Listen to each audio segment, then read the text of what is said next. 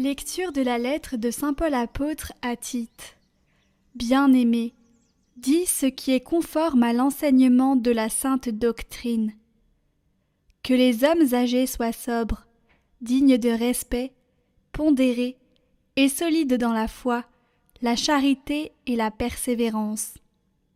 De même, que les femmes âgées mènent une vie sainte, ne soient pas médisantes, ni esclaves de la boisson, et qu'elles soient de bons conseils, pour apprendre aux jeunes femmes à aimer leurs maris et leurs enfants, à être raisonnables et pures, bonnes maîtresses de maison, aimables, soumises à leurs maris, afin que la parole de Dieu ne soit pas exposée au blasphème. Les jeunes aussi, exhorte-les à être raisonnables en toutes choses. Toi-même, sois un modèle par ta façon de bien agir, par un enseignement sans défaut et digne de respect, par la solidité inattaquable de ta parole, pour la plus grande confusion de l'adversaire, qui ne trouvera aucune critique à faire sur nous. Car la grâce de Dieu s'est manifestée pour le salut de tous les hommes. Elle nous apprend à renoncer à l'impiété et aux convoitises de ce monde, et à vivre dans le temps présent de manière raisonnable, avec justice et piété, attendant que se réalise la bienheureuse espérance, la manifestation de la gloire de notre grand Dieu et Sauveur, Jésus-Christ. Car il s'est donné pour nous, afin de nous racheter de toutes nos fautes et de nous purifier, pour faire de nous son peuple, un peuple ardent à faire le bien.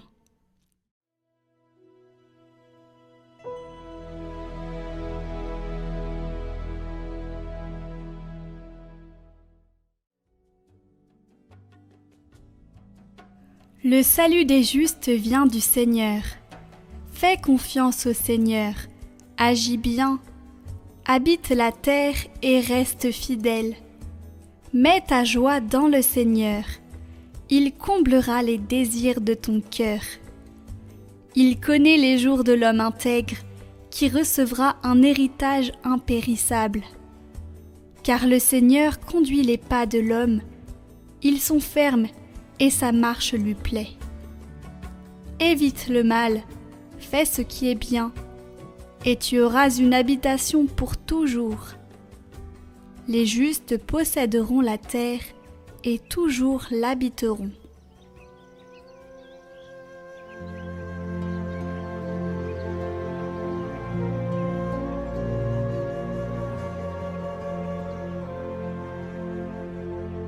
Évangile de Jésus-Christ selon saint Luc.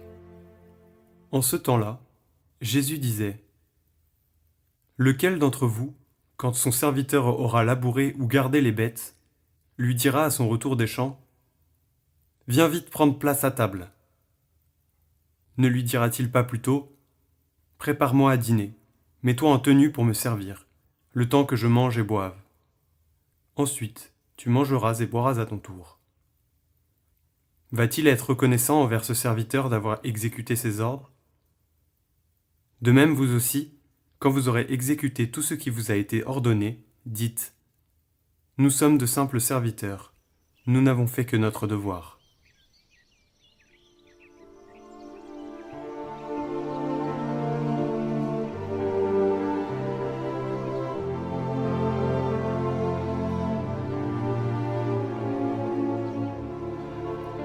Comment pouvons-nous savoir si nous avons vraiment la foi ? C'est-à-dire si notre foi, même minuscule, est authentique, pure, franche. Jésus l'explique en indiquant quelle est la mesure de la foi. C'est le service. Et il le fait à travers une parabole qui au premier abord semble un peu déconcertante, parce qu'elle présente la figure d'un maître tyrannique et indifférent. Mais précisément, cette façon de faire du maître fait ressortir ce qui est le vrai centre de la parabole, c'est-à-dire l'attitude de disponibilité du serviteur. Jésus veut dire que l'homme de foi est ainsi l'égard de Dieu. Il se remet complètement à sa volonté, sans calcul, ni prétention.